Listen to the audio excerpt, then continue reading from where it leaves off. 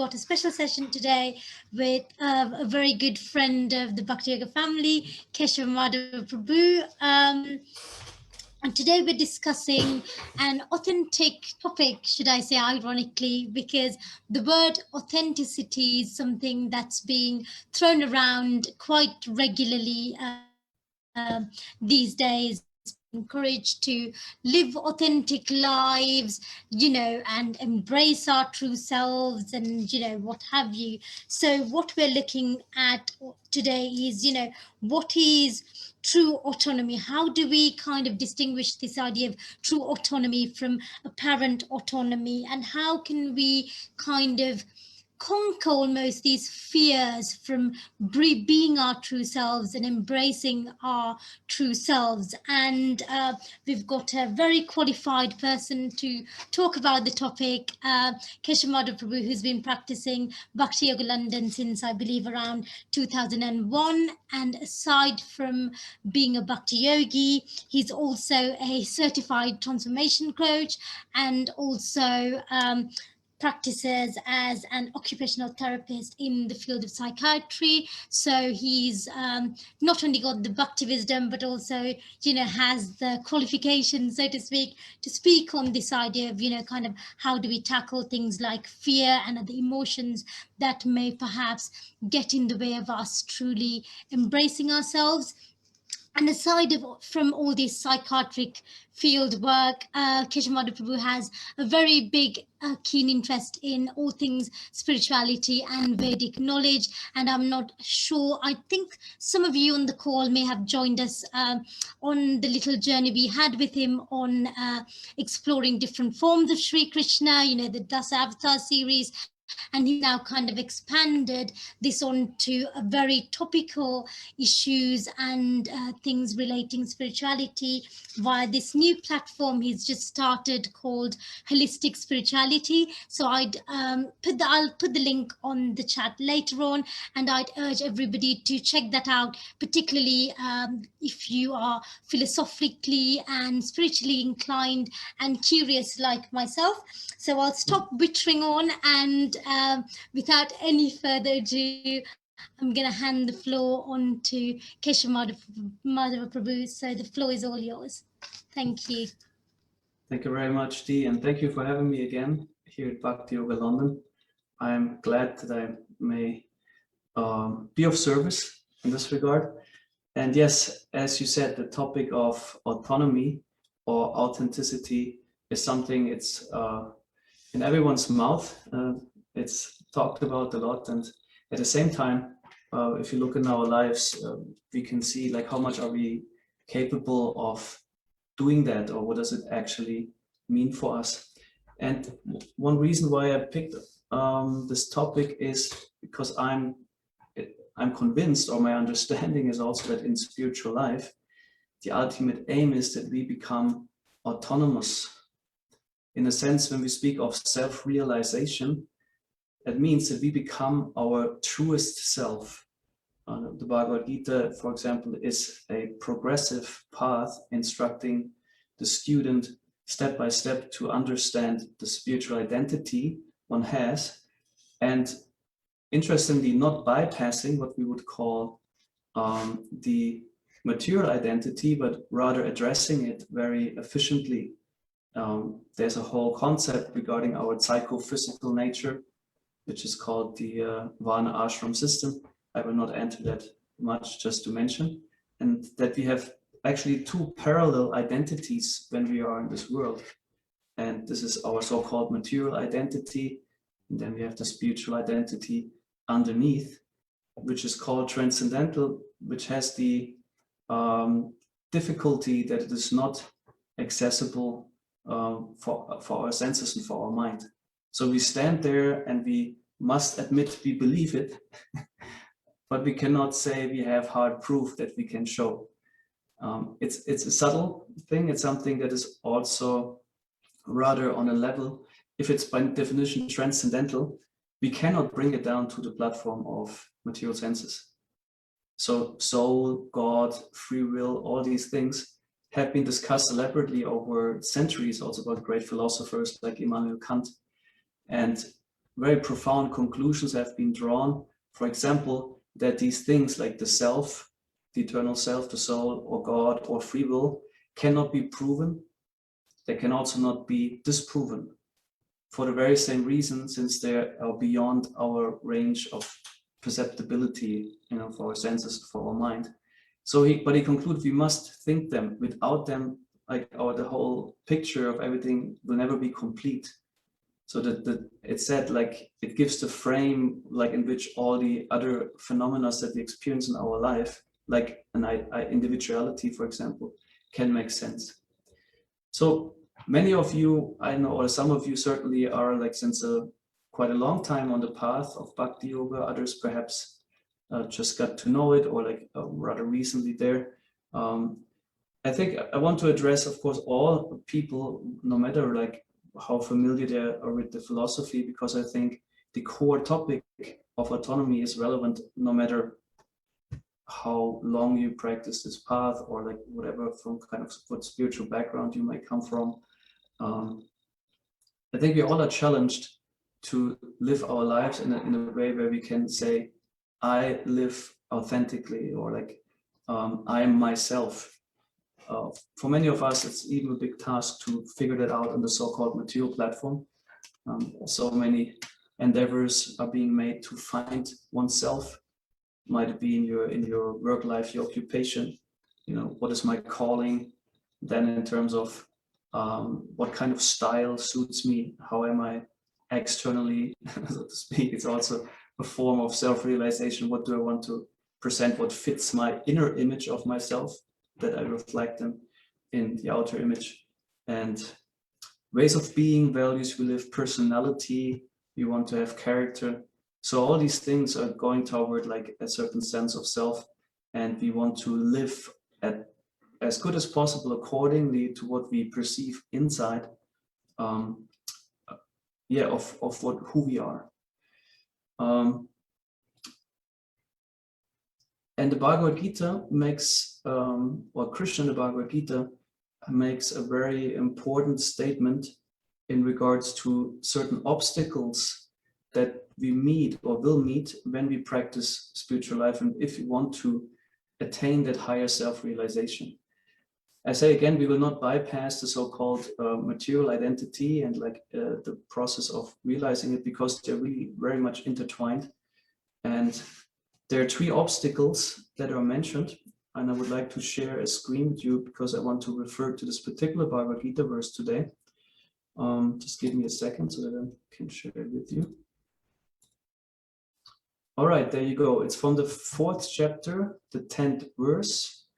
I will also shortly recite the Sanskrit. It's called Vitaraga Bhayakrota Manmaya Mam Upashrita Bhava Jnana Tapasa Puta Madbhavam Agata. Being freed from attachment, fear, and anger, being fully absorbed in me and taking refuge in me, many persons in the past became purified by knowledge of me, and thus they all attained transcendental love for me. So Krishna himself is speaking, instructing that many people who accepted the path of Bhakti Yoga, or like this particular transcendental knowledge as it is given in the Bhagavad Gita, and try to realize it, they became free from what is called attachment, fear, and anger. And these are emotions, I guess they're all familiar with us. It's not a matter of faith. It's just a reality of life. I think no one can claim, oh, I don't know what fear is, and I don't know what anger is, and I don't know what attachment is. I think we all know it very well. And in this purport, the founder of the Krishna consciousness movement, the one who translated and the Bhagavad Gita as it is, and also gave purpose to it, he explains a bit these 3 mentalities. And he explains how do this particular emotions influence our perspective on spiritual subject matters. Let me just find the part. I don't want to read the whole thing. He says down here, some people are too materially attached. This is the first one, and therefore do not give attention to spiritual life.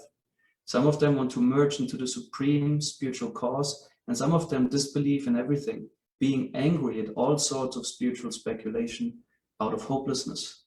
The last class of men take to the shelter of some kind of intoxication, and their affective hallucinations are sometimes accepted as spiritual vision.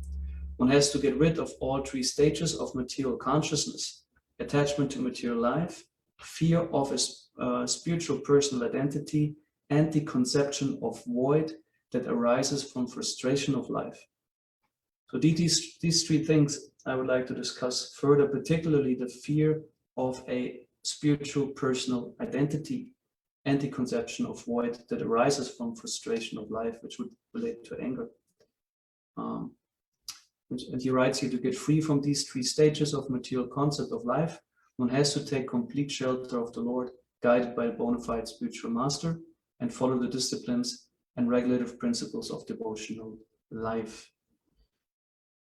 So three things I hear: attachment, what is called material life, which is occupying our minds and may make us disinclined to invest in spiritual practice. So I assume all of you have your particular way of doing your spiritual practice, your either prayer, your rituals, your way of how you eat, like how you either spend time in services and or not, all these. Everyone has his way, and I guess you all can witness how mind and body have a very sometimes small limit in terms of capacity, how much I can engage myself truly in these things. It might be impatience, or might be lack of enthusiasm, and so on. And then there's a very important one: fear of a personal spiritual identity. Maybe I would like to ask to all of you: can you relate to this whole concept? Is this something you relate to in a sense, or like do you feel sounds strange, why would you have that, and so on? Would anyone share like one's viewpoints when you hear that statement that there can be fear of a spiritual personal identity? Feel free to raise your hands, guys, or unmute yourself, or if you're feeling camera shy, type it on the comments box. We can happily pick up. And I do resonate, actually, whilst I've got the opportunity, got the floor. I do, because I think there's also always, this kind of concept where people think preconception, really, that saying materially successful, but have a life that's, normal, or what's considered as a normal life. Because my parents really worry, oh, you're meditating too much, you're just gonna give up your job and just disappear somewhere, it's just that kind of idea that spiritual people are just people probably just, living in a forest, don't have any other aspirations, kind of thing. I think it's a stereotype maybe, or a wrong preconception. I don't know whether anybody else in the audience. Laszlo, I see you nodding vigorously. Yeah, I guess many people are afraid or in fear of the unknown, that it will, yeah, as you say, replace their comfortable life, and what's gonna be there, and what does it mean, and yeah, I guess just the fear of the unknown, or not really unknown, because it's actually originally known, but just But unconscious, although yeah, known. yes. All right, thank you for sharing that. Okay, yes, yeah, we can get back to that also then later again, to the comments. So what we find in the tradition of Vaishnavism, also in the Bhagavad Gita, it is being discussed broadly, and perhaps for people in our culture and context, sometimes a bit strange if he did not get familiar with it already over years. And this is the concept of what is called an impersonalist. We grow up in a culture, usually I didn't grow up with anything where there were demigods or like talk of, of personal, impersonal God or whatsoever. But in the Vedic tradition, this is a big part. There are mainly two types of spiritualists. We can, in broad categories, Srila Prabhupada refers to them as a personalist and impersonalists. Those who uphold the view that God is a transcendental person with an individual personality, with senses and so on, and that also the souls are individual persons with spiritual senses and an identity in the spiritual world. And that means relationship. So, and then there are the others, the impersonalists, who have the conception, no, God is impersonal, abstract energy, the souls also, and the goal is to merge impersonally, be one without any duality.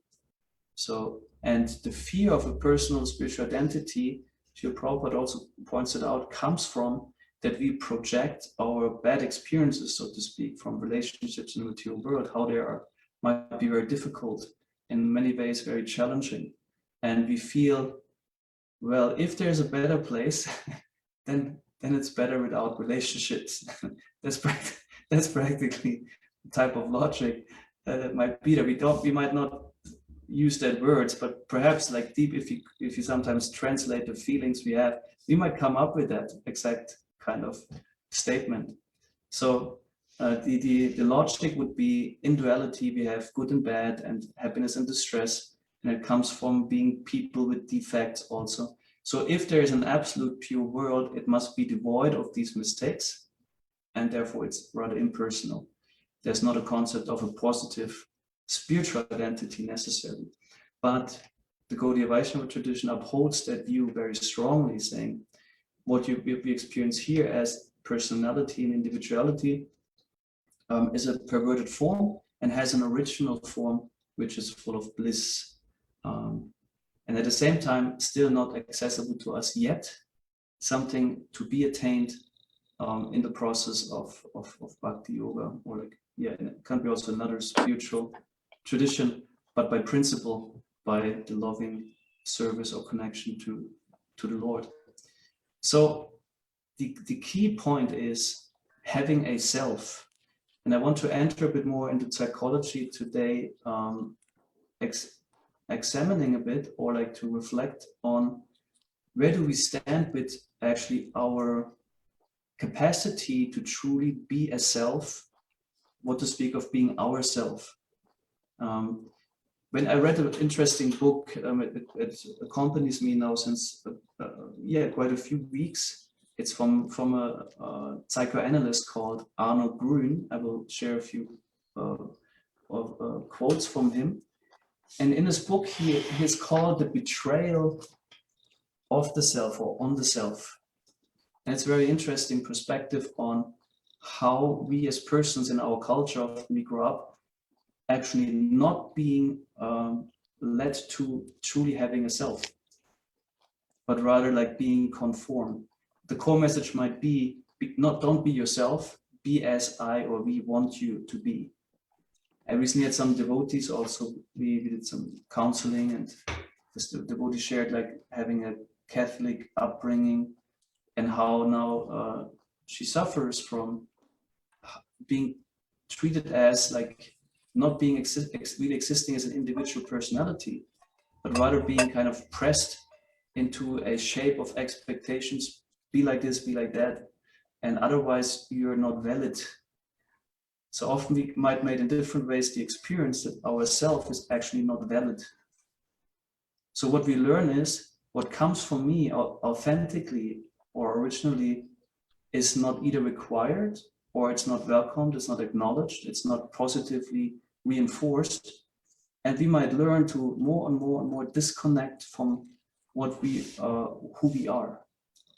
And it starts very early in our childhoods. Not everyone, of course, to the same degree. In the last few decades also, a lot of things changed. There's shift of paradigms. Parents take to different types of styles of raising the children, but some are like more still, let's call it the old school way. And so some cultures more enforce particular paradigms. And here we come to the topic actually of autonomy. Also, I would like to first put a question to all of you. What is your understanding of the word? What does it mean? When you hear autonomy, what do you think of it? What is your definition?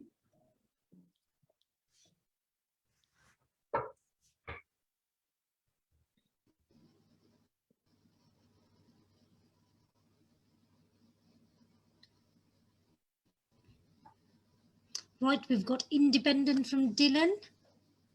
Thank you. Independence? Anybody else?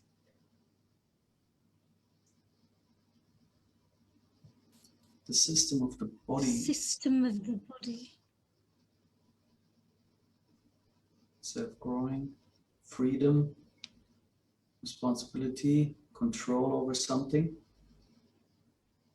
the ability to think and act independently. Yes. Thank you very much. They're very valuable inputs. Thank you. We have a word also, it's not used anymore, but it's automobile. In German, you have Automobil. It's a car. And auto means self practically, and mobile is the movement. So something that moves out of itself would be an automobile. So in similar, autonomy could be simply by language, a definition of that which out of itself makes itself work or function. So autonomy would be often seen this independence would be a term that is connected to autonomy. And I would like to share with you on a more psychological level what this Arno Grün, what he said, what he defined, what the definition he offers of autonomy. And he says here, autonomy is the condition of integration in which a human being is in complete congruence with its own feelings and needs. So his point is that autonomy, we would maybe use the word being fully connected with yourself. And that means with a full range of your mind's experiences also, because within the mind, we understand Manas' term as including the feelings we have, the needs we have. We sense ourselves through the mind. And we have the capacity to disconnect from ourselves. We all do that to some degree. Things that are unpleasant for us, might it be feelings come up. For example, someone feels nervous or insecure, but doesn't want to show it. So tries to act very, confident and cool. There would be a typical everyday life disconnection. Some people might choose to say, oh my God, I'm so nervous. Could be also though a way of, through being humorous, trying to get over the feeling of nervousness or fear. And then there are those types of disconnections that go so deep that you don't even know anymore that you disconnected from something. You just sense maybe a particular, usually the feeling of emptiness. It's kind of a bit irritating feeling. And then it could be also connected into anger, because anger was one of the feelings we heard in the purport due to not being connected. The very mean thing is we often don't notice, or we're not aware that we are angry because of being disconnected. We see so many things that maybe make us angry in terms of people, and we often do not see that the anger might relate to us being disconnected from ourselves. So that would be here one, the definition of autonomy as it is given, being fully connected with yourself, with the feelings and the needs. We had a whole session some while ago about feelings, and we can also pick up on that. I would like to put in contrast, that would be what I would call now the true autonomy in the context of our discussion. And then there would be another thing. Can I do it here like this?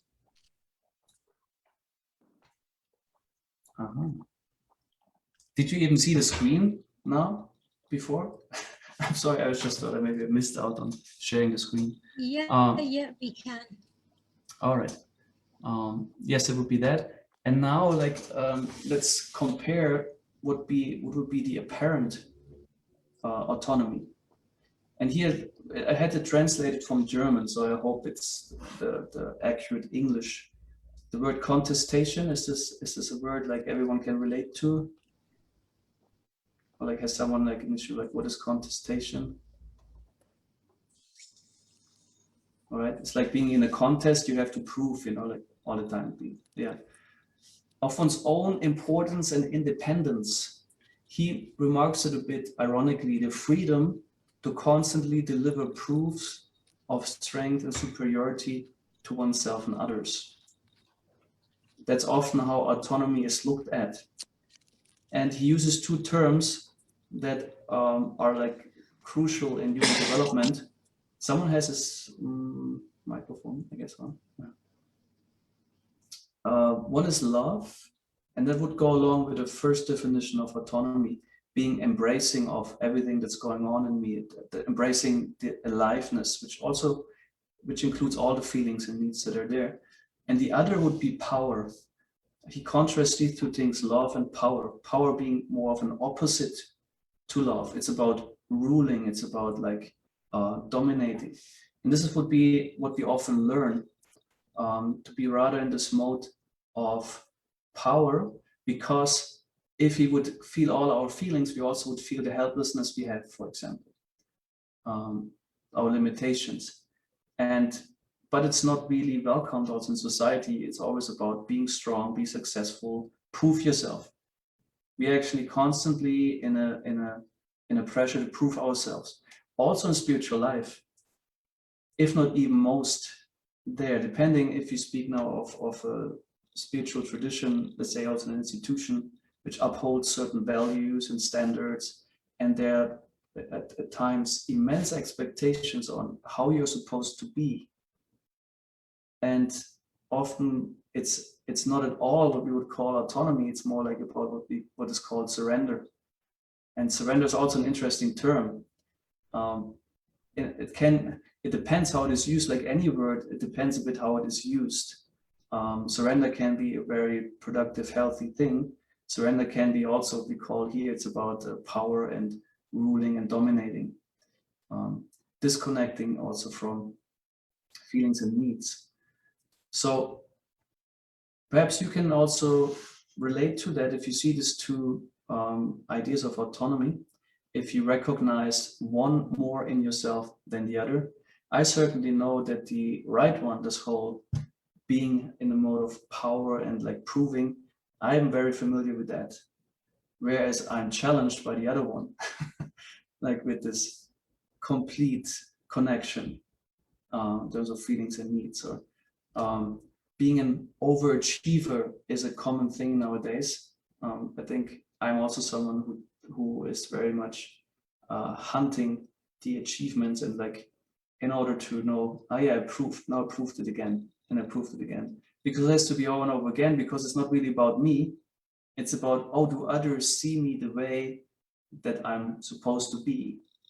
And whereas autonomy would be, I show myself as I am for the sake of being me, and let's see if others respond to it acceptingly or not. So I think I threw quite a few thoughts and words now in the room. So I would just open up for any discussion or question between.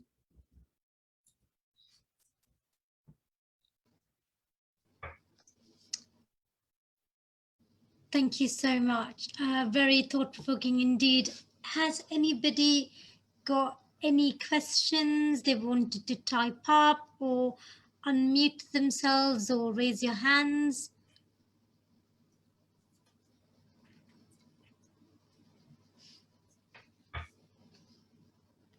So one thing actually, until people type their questions or pluck up the courage to raise their hands, a question I had was, you said in the kind of beginning, really, before we touched on the whole topic of autonomy, that we can't really bypass material identity. So I just wanted to touch on that really, where you, because I know we're all about, leading a spiritual life. And if we can't bypass our material sort of identity. How do we kind of bring that material and spiritual identity perhaps together so that we then embrace our true selves and autonomy, become autonomous so that we come kind of comfortable or almost straddling alongside each other? Mhm. Thank you. Yes. Our philosophy is sometimes a bit contradictory, or it at least appears, since we say on one side, the soul has nothing to do with the material body, so why bother? And at the same time, it's a lot about still that this body is something the soul is very connected with. It is based on the desires of the soul. We have a duty to the body. It's given by the Lord, by Krishna, with a particular intention how to use it, and it constitutes an identity. And not just that, the thing is, we are very much identified with it. So that's, I think, our biggest struggle. We in one sense identify very much with something where we can understand we are not, and at the same time we cannot connect to that what we would be, according to the philosophy, let's say, what we are, the spirit self. We can sense a sense of self. I think every one of us, we can do that. If you try to meditate and you try to be an observer within your body, you can sense, okay, my body functions. Or if you do some kind of in-depth relaxation, you can actually really let your body go to quite a degree and connect deeper to your, let's say, subtle being. At the same time, when it comes to the core self, in my case, it's also like that, but sometimes frustrating, because one of the things I'm challenged with is patience. I also like to have things rather achieved in a time span where I say, okay, now I'm there, but it's like taking and taking. And so this is a challenge for me. But then it's kind of a dark cloud. I can see nothing. I can sense, okay, there's an I, a self, as the philosophy also states, but I cannot see what is that self.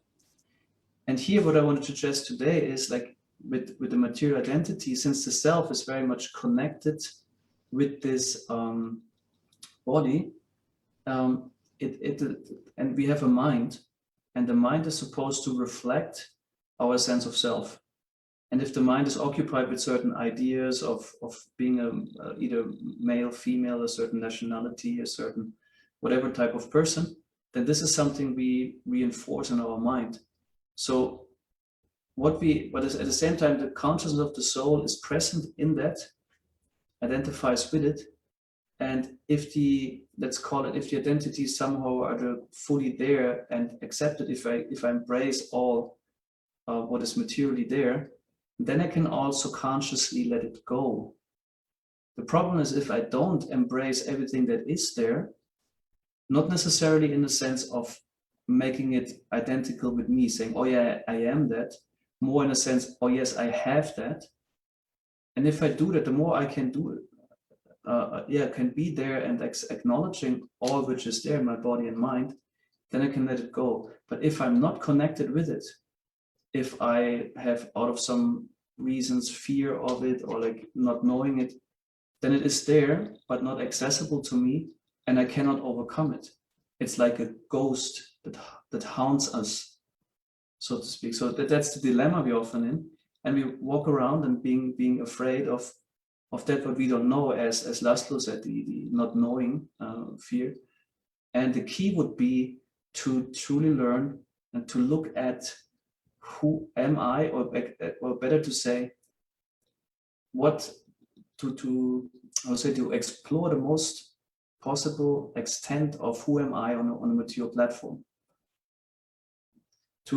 There would be, we use in coaching, also in general communication, it's empathy. Empathy is one of the things mostly needed to create awareness or consciousness.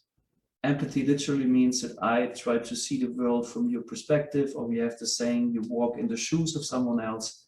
But also empathy, it's about yourself, if you're capable to truly listen to yourself. And we often tend to, you might observe that something comes to your mind and you would like maybe to share, maybe just right now, but you say, oh no, maybe it's stupid, or maybe it's not correct. And there's something there, And we are so quick to cut it off right there. We don't even need to endeavor. It's just a reflex. Cut it off.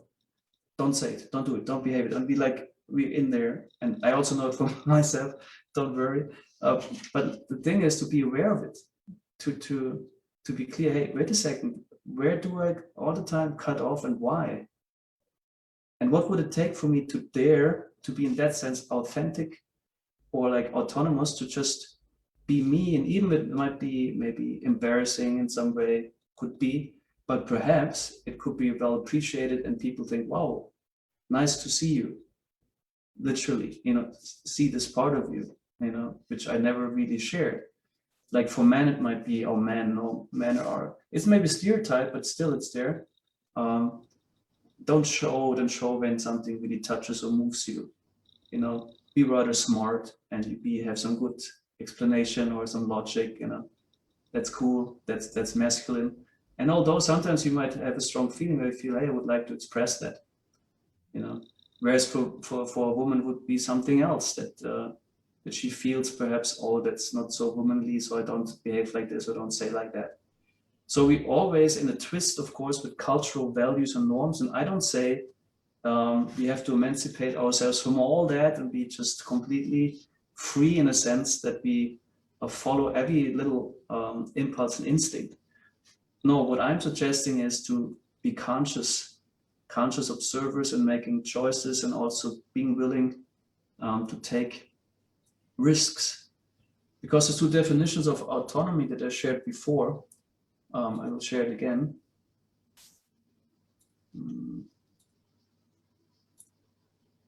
We had this one, these two. On the left side, I would call it strategy for living, because we embrace what is going on within our minds also, with our body, and we stand to it, so to say. We don't try to be someone or something else, which is a life task perhaps. It might be, for example, in your profession, many people work jobs they feel profoundly unhappy being in, but still they continue out of some concepts and ideas that either nothing better is available, or they will not make it to grow out of it, and whatever. There could be so many self-limiting beliefs. So, but it would be strategy for living, to really follow also, connect to yourself. And the other thing, you might be perhaps in your profession, if you take this as an example, very successful, very established, and you reach the top. At the same time, internally, you might feel empty. Why? Because maybe that's not your true self on a material platform. And that I would call strategy for survival. So that's something where we go along, but we don't really, you say this, thrive, we rather survive, and we hang in there. And so these things, like, I would like to distinguish what autonomy can mean. This is the other, is like constantly proving yourself, strength, superiority. I'm not helpless. No, I get along, I have control. That's what we like to pretend, I think, all of us, because it feels kind of secure, and it feels insecure to be not in control. To not, like say, being not in a place of happiness. But why is it so wrong to be unhappy? It's a valid feeling. And it's a powerful book. It's called The Importance of Suffering. It's from James Davis. He's a British psychotherapist, and he discusses the value and meaning of human discontent. And it was very enlightening to look at that, because emotions in itself are rather neutral. It's what we make of them. There can be profound experience in either way, and there can be problems if we make problems out of it. Yes, so okay, Dee, did I cover your question? Do you feel satisfied? No, yeah, thank you very much. It was very insightful as always. And we've got Sharadia very patiently waiting. If we had a proper arm, she'd have a very sore arm by now with her hand up for so long. Sharadia, did you want to make a comment or ask a question? And we've got a question from Matilda afterwards. Sharadia? Hare Krishna, thank you so much. It's been a very insightful talk so far, and I just wanted to point out that I appreciated that you, like the definition that you gave of autonomy is like being aware. And that doesn't necessarily meaning acting on everything that you are aware of. But, you know, there's this distinction. It's just that awareness. And that awareness then gives us the ability to actually know how to deal with it. So I like that definition. But my question was, you know, you mentioned that we're in a society that, you know, very much promotes this idea that we always have to achieve. And, you know, that is actually opposing, you know, the definition of autonomy that you gave, that is much more like, I would say, like internal facing form. So my question is, if we're in a, like, if we're in a spiritual community, we're in a conscious community, and we're working together on projects. So obviously, you know, we want to get things done, you know, we've got certain goals, etc. What can we do so that the way we deal with each other and the way we cooperate, you know, we are actually supporting each other to, you know, have this more conscious form of autonomy, and not, you know, kind of encourage each other to become more and more externally orientated and just trying to achieve things externally more and more. Because I see that, you know, there is that tendency, and then we can, you know, instead of cooperating, we can veer off more towards competing. And then there's also more tension, you know, between people. Yes, I would like to respond to that via going through a bit of developmental psychology, because this I think will definitely address what you are asking. And a key word here is acknowledgement. Acknowledgement means that I truly, how to say, make it valid what I perceive of you. If you would communicate to me, I'm exhausted, for example, or I'm not inspired, or I'm angry about that, I'm dissatisfied with that I don't brush it off and say you're wrong to feel or think that. You might perhaps be, perhaps you just project something or whatever, but leave alone that. No, I acknowledge, okay, I hear you are exhausted, and what is exhausted, and like kind of exploring a bit where is it coming from? What takes your energy, and what would kind of revitalize you, for example. So this is a very important thing when it's about autonomy in the definition, as we said it, being connected with all the feelings and needs doesn't also mean that I become surrendered to all the needs and feelings. It's when I also speak of conscious, I mean, as you also pointed out, we perceive them and we consciously respond to them. The other part would be maybe subconscious or unconsciously reacting on them. That's what we often do as people. We sense something and we are being reactive. Reactive means not very conscious response to things. There could be people feel vulnerable, and instead of seeing, okay, something here touches me or like hurts me, instead of getting there and saying, hey, what you said, for example, feels hurtful for me, it's like getting angry and maybe accusing another person, maybe using names and whatever. So that would be a reactive response, whereas a conscious response would be to acknowledge, hey, I feel something here, and I acknowledge it and I address it productively. So this goes back to how we already, when we are small, as children, it's established on a material platform. We learn through our mother in the first place. There's like in her image, so to say, we see ourselves. There are books written about it. Like we reflect ourselves first in the mother. If she acknowledges our feelings and our needs, we can learn about ourselves because we have someone who mirrors us. It comes back also to empathy and acknowledgement. If the mother is not able, maybe out of her own helplessness, to acknowledge and see what's going on for the child and respond to it, the child, what do we learn is, we say there's nothing to learn. What happens for me has no, how to say, resonance in my environment. I have to cut off from it. And it can be, in a very severe extent, it can lead to serious psychological disturbances. But in a regular way, we just learn to, in a, let's say, normal way, to disconnect from things, depending how we grow up, you know. So if a parent, it also of course relates to the father, but the mother is more primary than the father. If there's acknowledgement and empathy, I can see myself and I can acknowledge myself. Then I can be myself. So it's again, this is the whole personal thing. One person needs the other to be a person. I cannot be really a person if I don't have someone outside of me who helps me to be me by responding to me, by acknowledging me, or like, you know, relating to me. So also in the movement, where we learn, or like where we cultivate the attitude of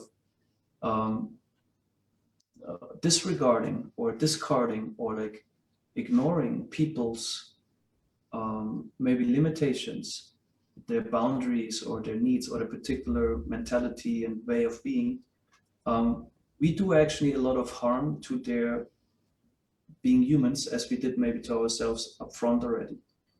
And this means we do not encourage autonomy, we encourage dependence. That's the contrary. Like we learned to depend on others, for example, on depending on others' approval. It can be, it's not wrong to intrinsically to be approved by someone. But if I depend on it for my own well-being, then it's unhealthy. It's nice, it's certainly good. Someone approves of me or what I do good and well. But if I say, if no one does it, I'm really in a horrible place, then I'm most likely to be dependent. So I hear some sounding. I don't know if it's from a microphone somewhere. I hear some kind of noise. Oh, all right, thank you. Where was I? Yeah, with the dependency. So the other thing would be then conscious, if you can speak of autonomy, to help people to be themselves and to arrange ourselves also with how others are. And here comes the thing. Here we are challenged with our own fears of our own perhaps helplessness and limitations. This happens as a child already. You know, if we feel helpless in regards to our parents and we learn to cut off from needs and helplessness per se, it becomes like somewhat of an enemy to us, feeling also of helplessness. And that leads to other people treating other people very bad who show kind of helplessness. So, and the key is compassion. The key is acknowledgement and empathy. So to practice that and to allow ourselves and others to be who we are by first of all learning to acknowledge who we are, to support and encourage a culture of human connection. And the project is a project, of course. If a temple must be built, then there's need of work, there's need for how to say, administration and so on, or like to maintain it. It's certainly there. At the same time, the challenge is to remain human and not to become a machine or treat people like machines. How to say, impulse and response. That's what modern science is teaching us, that we are kind of biomachines, and it's most harmful to our human nature. So many things are being justified in the name of science. Everyone is, or like the majority of people very hatefully look at fanatism and religion, but hardly people are aware how much harm scientific ideologies do to being human. So this is what I would encourage, like acknowledgement, empathy, compassion, these values to try to introduce them, to support them, to encourage them within the framework of institution.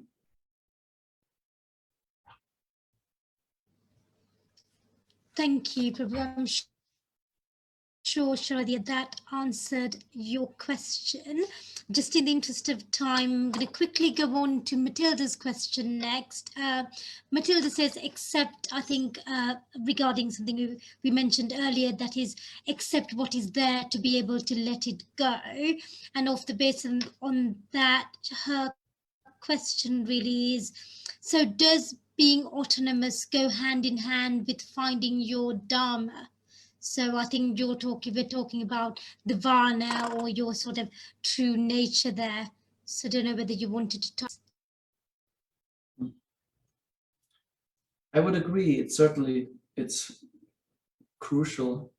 Like if you want to find, let's say, our occupation or calling in that regard, it also has to do, with observing and acknowledging how do I perform or feel within a given activity.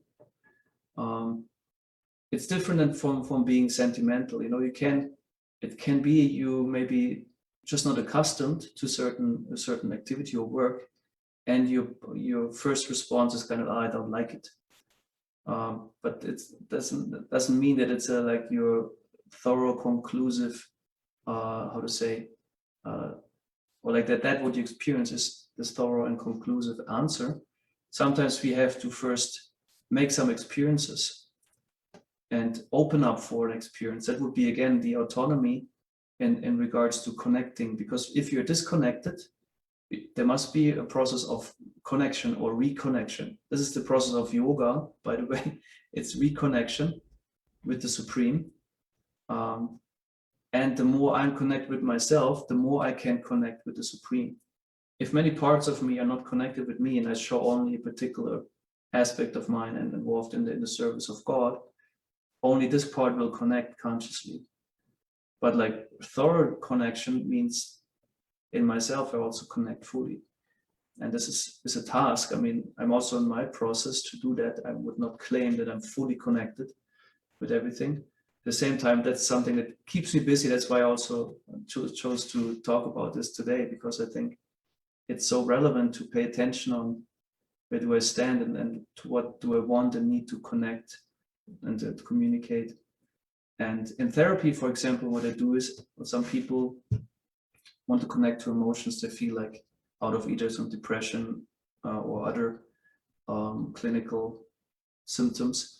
They feel not having no access really.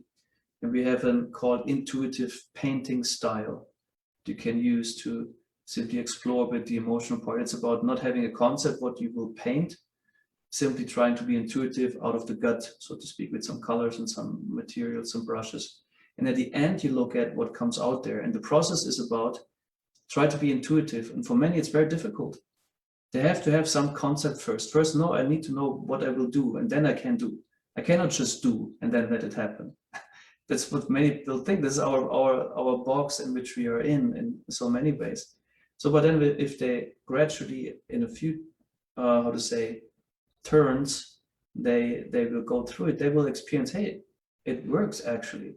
It just needed some time to connect or to become sensitive to it. And it's about openness also. So yeah, this autonomy is connected also to openness and like willingness to give it some time and space to explore and experience yourself within a given activity. Thank you so much for that answer. We've got another question on Martina, touching on stuff we've just covered really. She says, being autonomous, is it like not feeling the need for validation and as a consequence, being free from the fear of loneliness? And so being content of oneself. Did I understand that right? Can you please expand on this? Thank you. Yeah, if I understand it correctly, you are asking if a person is fully autonomous, if it would have reached this level of autonomy of being fully connected with oneself, then I would say yes, there's certainly no need for approval. There's certainly reciprocation with approval, because there might also be a tendency to kind of, which would be kind of ironic, to think if I'm fully connected, then I don't need to have relationship with anyone else. But actually, like if you are fully autonomous, then you want to have relationship with others as well. And if you're not fully autonomous, we feel, oh, I depend and I need, and that makes it so difficult. Because then people upset us or like disappoint us, or we disappoint them, or we feel, oh my God, I'm not enough. And so many fears build up. And then relationship per se, no matter what type of relationship, is such a struggle. And we would be happy to don't need to have any of it. So, but if we would be truly connected with ourselves, being a full person, then I feel, hey, I'm actually ready to connect with others. And then it's a different platform on which you meet than to say, yeah, hey, we shared and we don't need each other, we want each other now. So, but that's often like that's a task to get there. On the way, we might also need to be able to accept that there are needs and also some type of dependencies, but encourage each other to be more of an autonomous person, to not come from a place of need, but more from a place of sharing and being you, and in this way, being, I would say, allowing risk also of conflict, you know, and then to find yourself and in this way one can connect deeper. When I show something about myself to the person I'm with, even I might be afraid, I might be ashamed, I might be whatever it is. And if I share it, it can have the response that I might be rejected, could be. But also very likely is that this person feels more connected, depending how strong the affection and love and sincerity of the relationship is, and finds, well, yeah, what you say might not be pleasant, but that you show it is pleasant, you know, and that I feel more closer to you now, and in this way, relationship can happen. So, yeah, if you're autonomous, the approval is something that could come like in as a drug. Oh, I need it, give me more approval. My daily fix is not, it's wearing off, so I need more of it. And it could be then when you get approval, think, yeah, nice, that you appreciate it, and we can easily maybe also pass it on to, yeah, Krishna, because he equipped me with this ability. So I hope this is answering, or like. Thank you very much. Let's very quickly. Yeah, Martina says it answers her question. Thank you so much. Sharadia, very quickly, did you want to make your comment or question? And I'm sure we can then move on to the rest of the presentation. Sharadia? Is that an old hand? Yes, I just wanted to ask this question, but you can let us know if maybe it will be covered later. I was just curious, you know, the way you were describing anatomy, you know, within relationships, it seems that a key element is going to be the ability to be vulnerable, you know, because you've got to acknowledge what you are actually feeling, experiencing, and express that. So my question is that we often see that we struggle to be vulnerable, and we also struggle to know, you know, who to trust with our vulnerability, because I'm assuming it might not be, you know, actually a good idea to be vulnerable with everyone. So what would be the key characteristics for a relationship to be a good space for people to be vulnerable? Well, a few things come to my mind. One thing is certainly genuine affection and like love, as we call it, you know. If this isn't there, there's not too much to expect. If it's more of a neutral, perhaps even cold relationship, you know.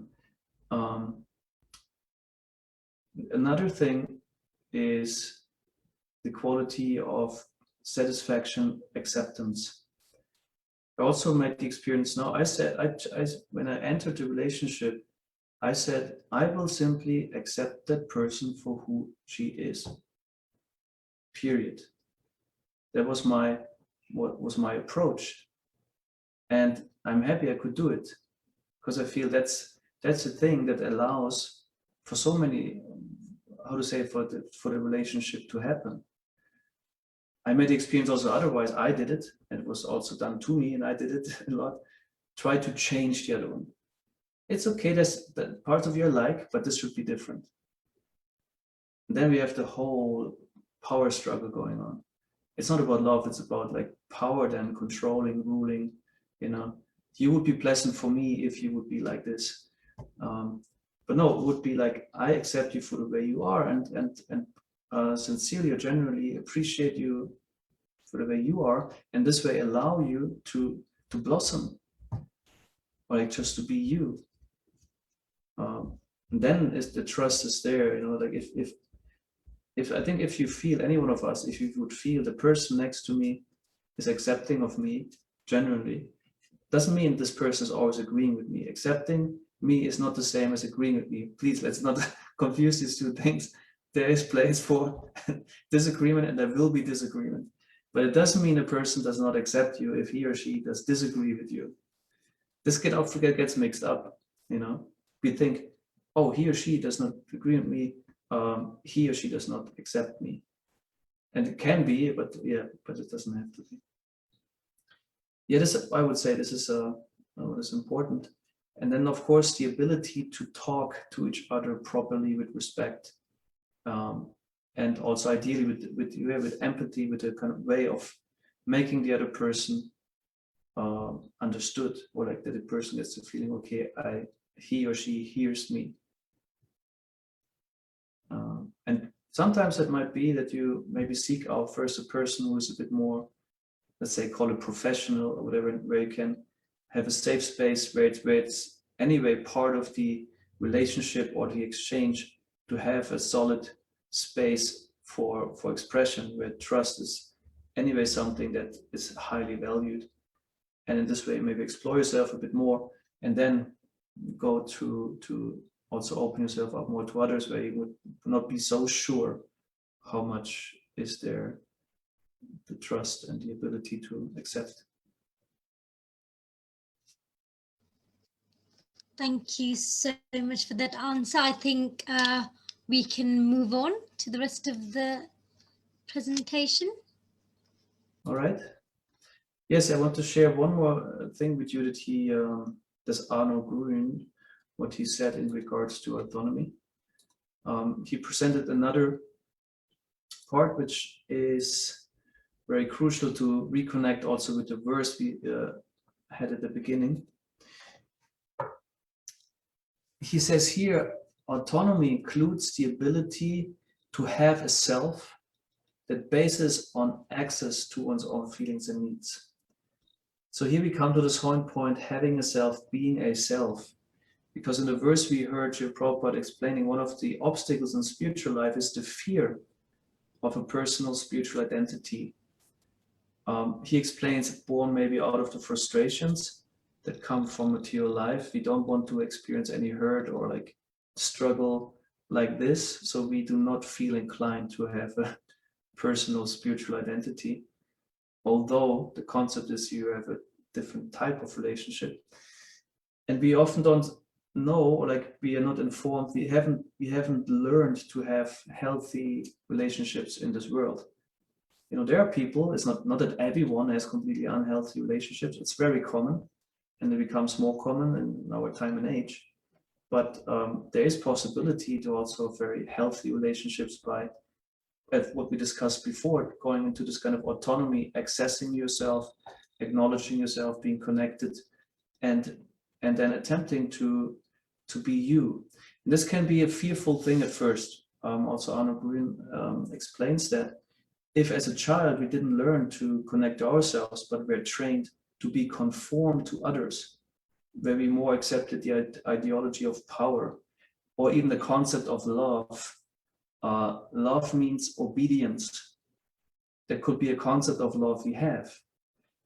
Sometimes parents say that maybe they don't intend, but sometimes they exactly intend like this, and say like this: it's, if you behave, mommy likes you, or daddy likes you. So a parent might maybe not be so fully aware what that can mean, but what is put here, a condition on when are you worthy of love?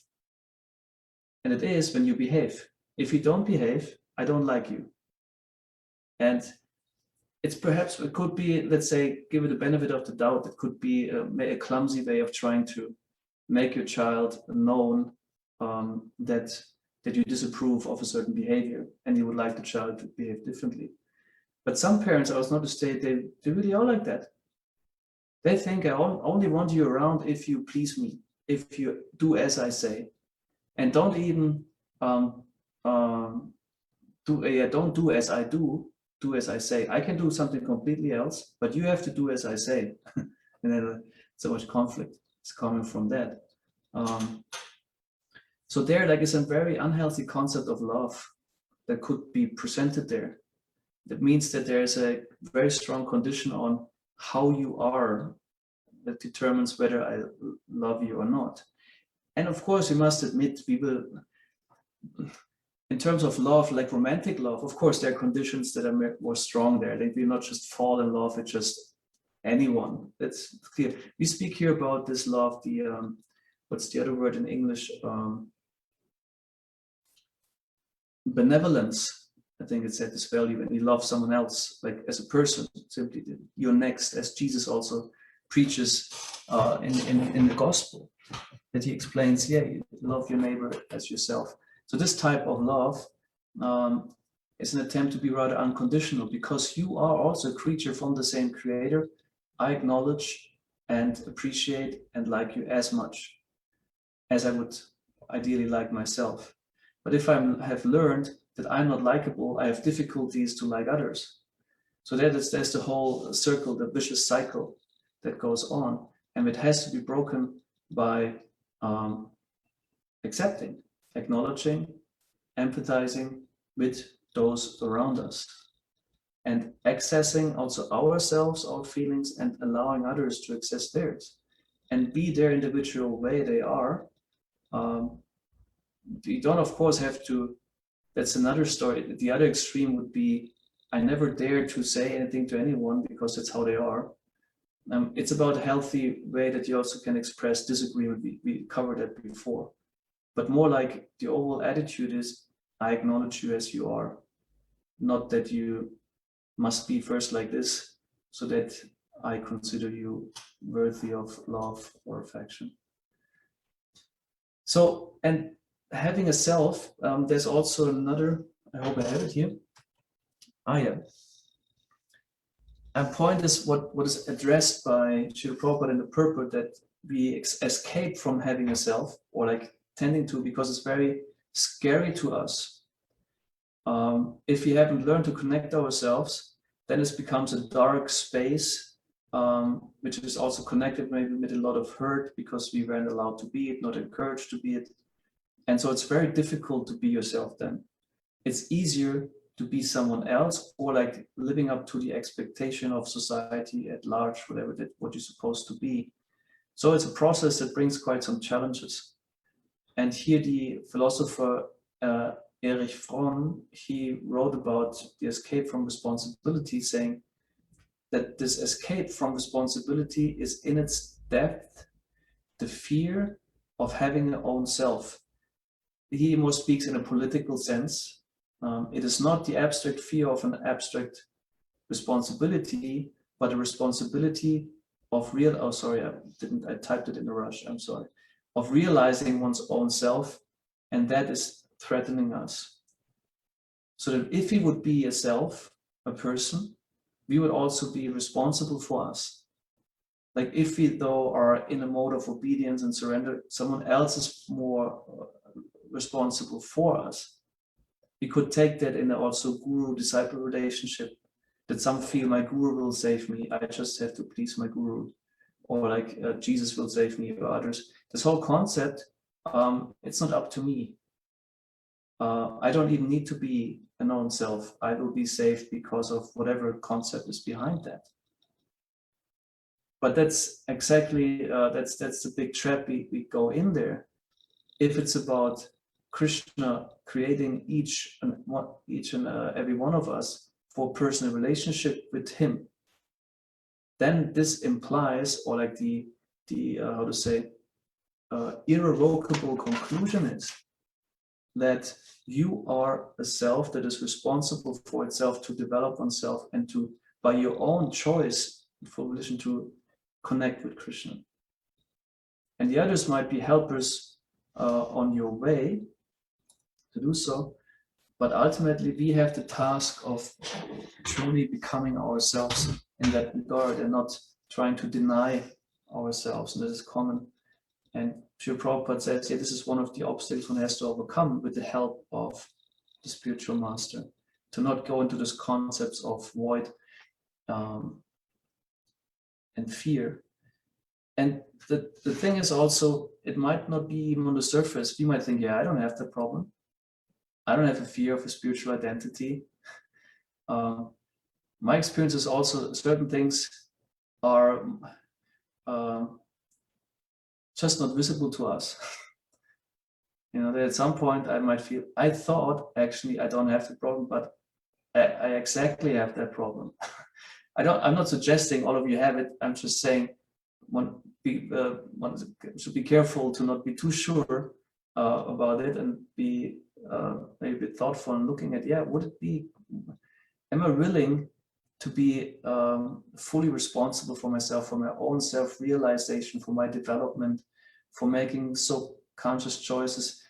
Am I ready to experience the full power of myself, or am I afraid of the power of myself? What others might think, maybe they might envy me, maybe they might oppose me, maybe, and so on. Maybe they expect then so much from me. That's also one of the biggest fears. If I'm myself and fully in my glory, let's say, or shine my light, well, others will expect things from me. Do I want that? Or am I afraid of it? And maybe sometimes it seems it's nicer that I'm small, then I'm not, not much is expected of me. If I'm big, much more is expected. So, and this is about developing also, of course, the trust that you have the capacity to also, of course, fulfill expectations, but doesn't mean we have to fulfill all expectations. But it could be a fear that might be also in the way for like being, in this sense, autonomous. Yeah, Krishna is encouraging us to understand ourselves as individual souls, as individual beings. We are described as being the separated energy of the Lord. He says in many different chapters, he explains, Mamaivam so jivaluke jiva bhuta sanatanaha manashasta tanindriyani prakritistani karshati. It's in the 15th chapter, if I'm correct, the Yoga of the Supreme, where he says the living entities are my eternal fragmental part and parcels, which Prabhupada elaborates in the purport. And the verse goes on, but due to conditional life, they struggle very much with the six senses, which include the mind. So we are individual persons that have decided to leave, or like to stay in this material world.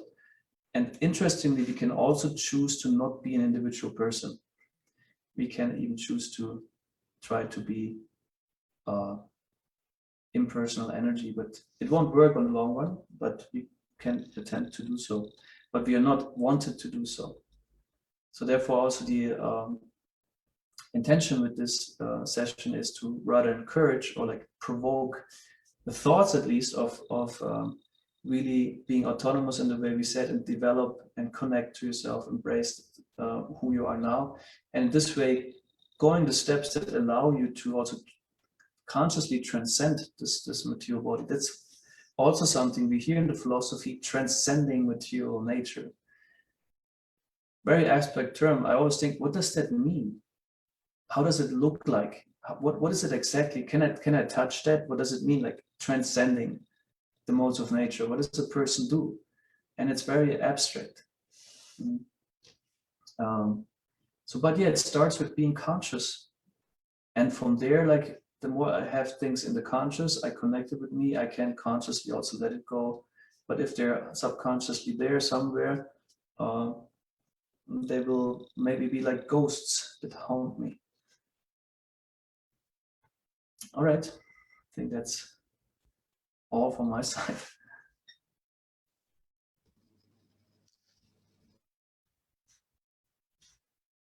Thank you very much, Prabhu. I can't see any questions on the chat. Just want to give everybody an opportunity if they wanted to, ask a question or make a comment. Or what I'd like to do, if we don't, is quickly people can either type on the chat, or we can just go do a quick show of rounds and do it that way. probably easier just to say what you'd take out from this session, because we covered a lot about obviously understanding ourselves, kind of looking at who we are and kind of almost empowering ourselves to become, our true selves, or embrace ourselves, and accept material and spiritual identities. So I don't know whether anybody wanted to quickly put their hands up or type on the chat, or I can go round. I think I'm going to be brave and go round and ask people to share their thoughts. So I'm just going to, in no particular order, I'm just going to go in the order in which people appear on my screen. Laszlo, sorry, you're the first on my screen. Do you want to quickly unmute yourself and just quickly say what you'd take from that session in terms of being truly authentic? Yeah, one of the things I really liked, and it's really reassuring that we don't actually need validations, and also it's not like we need someone for our own happiness, but when we naturally develop this autonomy and then self-drive, then we want to be with those people, but it's not in the prospect of needing them for our own happiness because they need to validate us. So that's really good. And I completely related to the what Keshav Madhur was saying in the beginning about the impersonalist philosophy, that because of bitter experience with other people, we shouldn't just escape these things because it's not natural. We shouldn't choke these things that's inside us. I think it came up a few times that like when we sit there, we have something to say, but no, I'm not gonna say it. Yeah, it's not natural. It will only work for a short period of time. Eventually our nature will act anyway. So for me, these things are very reassuring. It sounds very good. It might have challenges practicing this on a daily basis in practice, but I think it's a very, very blissful and very good aim to have in our life. And yeah, that's probably the most important thing I would take away from this. Thank you.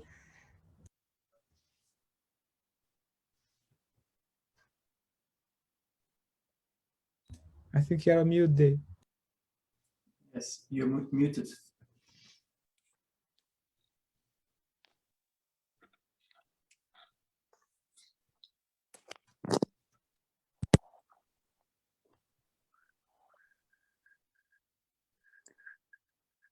Why have I been spotlighted?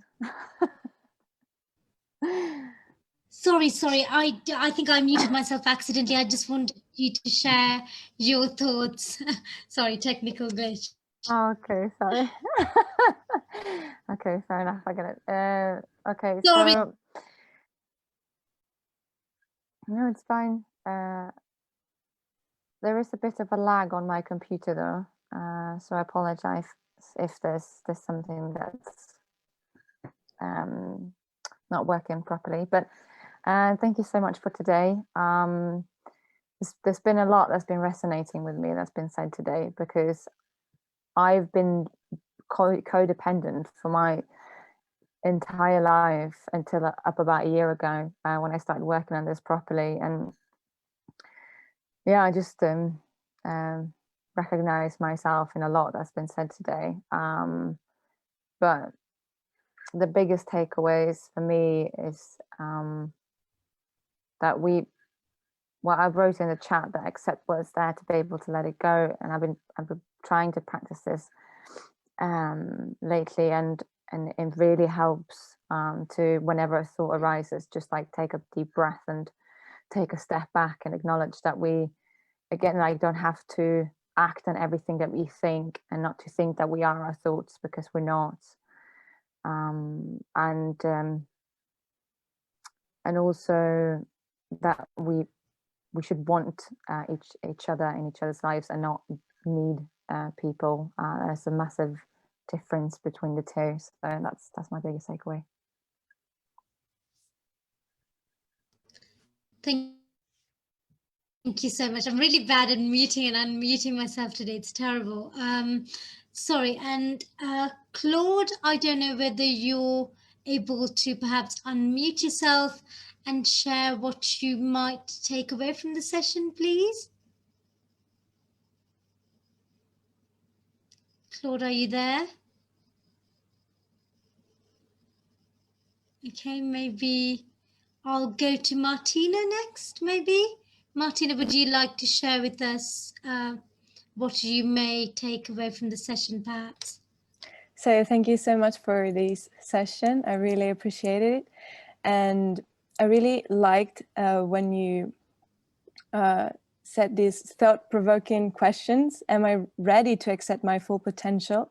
And am I afraid of it? So this is really, it makes me think about how am I acting, and if I'm really connected to myself, to my emotions and feelings and thoughts. And so with these questions, I try to remember to be aware of how am I acting with others, but also with myself. So really, thank you so much. Thank you very much for sharing your thoughts, Martina. Sharma, I don't know whether you could share what you may take away from the session. Thank you very much, Dee. Yes, it was very informative. I just got busy with something else with my students in between, so I'm sorry about that. I caught the first part of it. It allows me to actually self-reflect on the lecture. I would probably go back and listen to it when the time allows. So thank you very much. No worries, thank you. Sorry to put you on the spotlight, Sharadia. I don't know whether you wanted to unmute yourself and just quickly share with us what you might take away from the session. Hare Krishna. Yes, I mean, there were several very valuable points, but I really liked the point of going into any relationship with the intention of fully accepting the other and understanding that that doesn't mean that we agree with everything that they do or we even approve everything that we do. But if we can give others that, full unconditional acceptance, how that really creates like this very fertile soil for someone else to flourish. And I think that is such a great gift, we can give to others. I mean, I work in education, so I deal with a lot of children, and I was thinking it would be incredible if I could, within a classroom, give that to each child. Like, I accept you, whether you, do good in my lessons or not, whether you behave or you misbehave, whether you like me, you don't like you, I accept you. So thank you very much for that point. I'll definitely meditate upon it further. Thank you so much. That was so lovely. I don't know whether it's you wanted to share what you may take away from the session very quickly. Hare Krishna, everyone. I really appreciate what Saradhya said, and I really feel that this self-doubt and not being authentic was really coming from me just because I was really hard with myself. And now the feeling of self-forgiveness is there. So I feel that I will be able to connect with myself freely, and I will practice the awareness with myself. And I really appreciate the thing which Keshava Madhav said about the unconditional love for the other person. Is it like, it makes me feel like, yes, I'm a gardener and who is nourishing a flower, who is, it's really an amazing feeling. And I really feel so blessed that I have somebody in my life who really accepts me as authentic as I am. Thank you ever so much for those reflections. It serves so, I know we've just reached 8 o'clock, so I'm very conscious of not going too much over time. Just wanted to thank Keshav Madhav Prabhu for his time today, and I clearly took a lot of to-dos and not to-dos from the session as always. And it's been a very, very informative session. Keshav Madhav Prabhu, did you have any final words of wisdom or any closing remarks to make before we conclude? I think I spilled it all out. I feel, yeah, I'm grateful for, being again guest in the Sangha, and I'm glad to see that, what I can share, that people take something with them. So I'm glad to serve. Thank you.